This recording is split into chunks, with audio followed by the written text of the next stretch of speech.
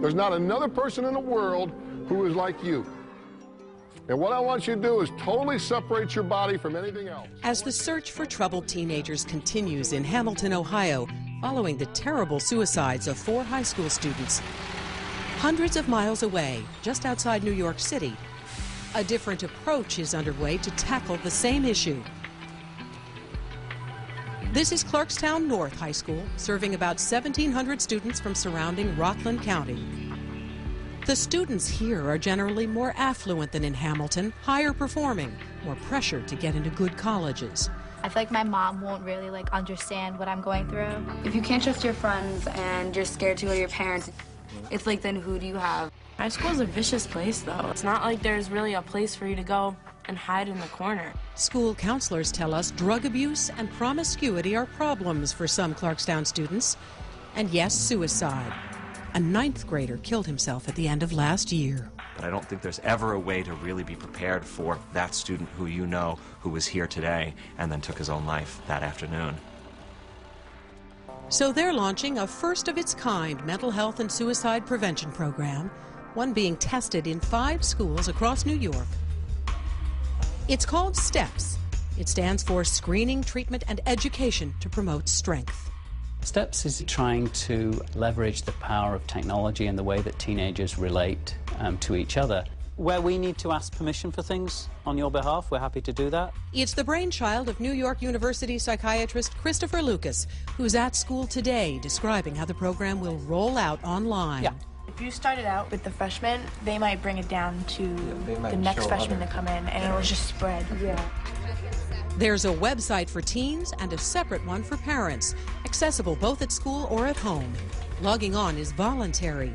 They can find the latest scientific information, chat round the clock with online clinicians and with each other, and there's a confidential suicide questionnaire. One of the things that I'm trying to do here is to get your input to make STEPS an effective resource for the people in your community. The teen website is designed to be cool and enticing, and not preachy or patronizing, trying to draw in as many kids as possible. Trying to focus just on the people highest risk is often chasing for a needle in a haystack. A better approach is trying to improve the health generally of a population. Why go online for this? The answer is really pretty simple. Increasingly, this is where our children live. The world of social networks, such as MySpace and Facebook, the number of users is just exploding. Facebook alone has 175 million of them and is growing at a rate of 5 million new users a week. The world of YouTube. If you've ever wondered how many young people are consumed with this, just type in the words suicide or depression. I realized that I was incredibly unhappy with everything the world had to offer. I was lonely, depressed, isolated, and suicidal. Teenagers are tuning out the adults in their lives and logging on all the time. Clarkstown Assistant Principal David Jacobs says there are no rules and it can be cruel. They live in a Lord of the Flies kind of world that is secret from the adults in their lives. They are separated from adult society through their own private communication skills. So the thinking behind STEPS is, if you build a mental health clinic on this virtual terrain, maybe they will come.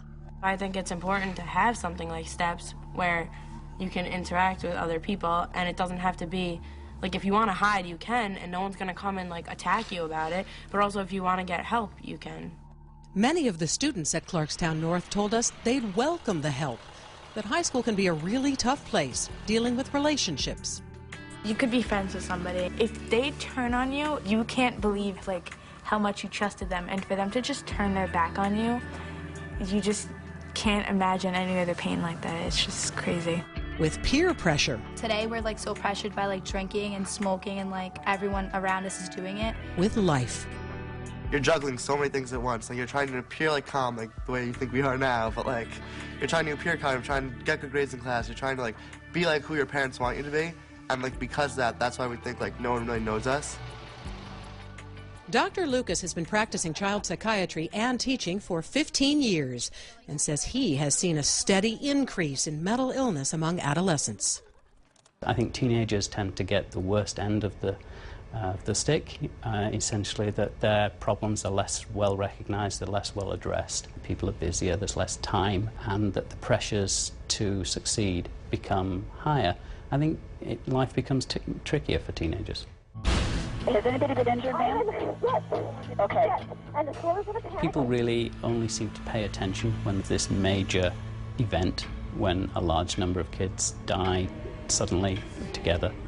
Whereas kids are dying all the time through gun violence, or dying all the time through suicide, and there's not as much attention paid to that.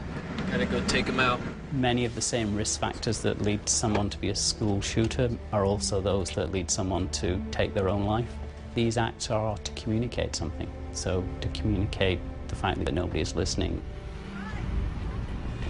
If ever there was a